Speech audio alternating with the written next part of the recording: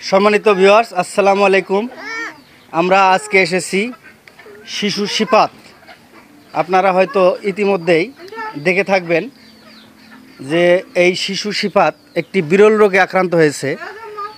যে রোগটি আপনারা হয়তো অনেকেই দেখে থাকবেন, আমরা ছবিতে দিয়ে দিচ্ছি এবং আমরা একটু আপনাকে দেখাচ্ছি। দেখান তো দেখি। আপনারা দেখতে পাচ্ছেন এটি একটি বিরল রোগ। আমরা যতদূর জানতে পেরেছি এবং ডাক্তারদের মাধ্যমে এবং ইন্টারনেট থেকে প্রাপ্ত তথ্য মতে যতটুকু জানা গেছে, এটি একটি স্কিন ডিজিজ এবং এটি অত্যন্ত বিরল রোগ।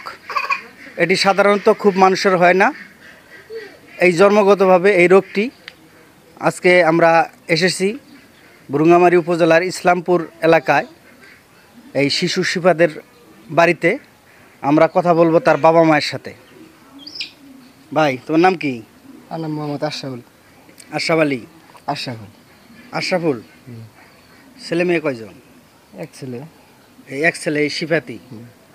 সিপাতের বয়স কত? 1.5 বছর। 1.5 বছর। আচ্ছা, এই সিপাতের যে রোগটা, এটা কতদিন থেকে? জন্মগত।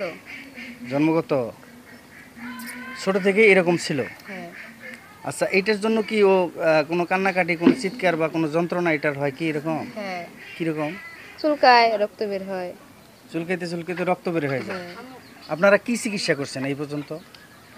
ডাক্তার দেখাইছি, এনে মাহবুবকে ডাক্তার দেখাইছি, রংপুরে ডাক্তার দেখাইছি। হ্যাঁ, এরা বলছে ঢাকা নিয়ে যেতে।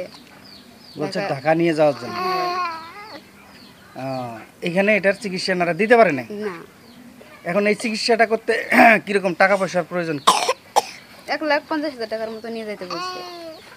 1.5 লাখ টাকা নিয়ে যাইতে বলছে। এটা কি এখন আপনাদের এই সামর্থ্য আছে 1.5 লাখ টাকা? না। এই 1.5 লাখ টাকা দেওয়ার সামর্থ্য আপনাদের নাই। তো সম্মানিত দর্শক, আপনারা শুনতে পাচ্ছেন যে এটি আসলে একটি বিরল রোগ। এটি সম্ভবত একটি সার্জারির প্রয়োজন আছে এবং এই সার্জারিটি হয়তো ঢাকায় করা লাগতে পারে। এখানে অনেক ডাক্তার দেখছে কিন্তু এটার কোনো সঠিক চিকিৎসা দিতে পারে নাই। তো আমি এই ভিডিওর মাধ্যমে সকলের কাছে অনুরোধ করব, এই শিশু সিপাতের ইতিমধ্যেই একটি বিকাশ নাম্বার, 2টি বিকাশ নাম্বার একটি পত্রিকায় প্রকাশিত হয়েছে। সেই নাম্বার 2টিই, একটি ওর বাবার নাম্বার আর একটি কার নাম্বার? না, দাদার নাম্বার। দুই দাদার, মানে একটা ছোট একটা বড়। নাম্বার 2টা কার বলেন? একটা আমার চাচা শ্বশুরের, একটা আমার শ্বশুরের। একটা চাচা শ্বশুরের, একটা শ্বশুরের। হ্যাঁ। ওনারা এগুলোর দায়িত্বে আছে, হ্যাঁ। চিকিৎসা করতেছে। আপনাদের ব্যক্তিগত কোনো নাম্বার নাই? আছে। আপনাদের ব্যক্তিগত নাম্বার দিবেন না ওনাদের নাম্বারই থাকে? ওনাদেরই থাকে, ওনারাই সব কিছু করছে, ওনারা। আচ্ছা, ঠিক আছে। তো এই নাম্বার 2টা আমরা স্ক্রিনে দিয়ে দিব, ঠিক আছে ভাই? হ্যাঁ, যাতে সবাই একটু সহযোগিতা করতে পারে, তোমাদের পাশে দাঁড়াইতে পারে, এই রোগটার যেন একটা সুচিকিৎসা হয়। যেহেতু এখন বয়স অল্প, এই সময় হয়তো যদি চিকিৎসাটা সঠিকভাবে হয়, ভবিষ্যতে এটা ভালো হওয়ার সম্ভাবনা আছে। মনে হয় একটা সার্জারি করা লাগবে। তো ঠিক আছে, আমি সবার কাছে অনুরোধ করব, আপনারা ভিডিওটি দেখবেন এবং এই নাম্বার 2টিতে যোগাযোগ করে তার পরিবারের পাশে দাঁড়ানোর চেষ্টা করবেন। ধন্যবাদ সকলকে। আসসালামু আলাইকুম। আমাদের কাছে আছে তো, দেখছি এটা হলো একটা, এটা নিয়ে কোনো করা যাবে না, ঠিক আছে? এটা জন্মগত, এটা চিকিৎসা ভালো হবে, এটা নিয়ে দুশ্চিন্তার কোনো কারণ নাই।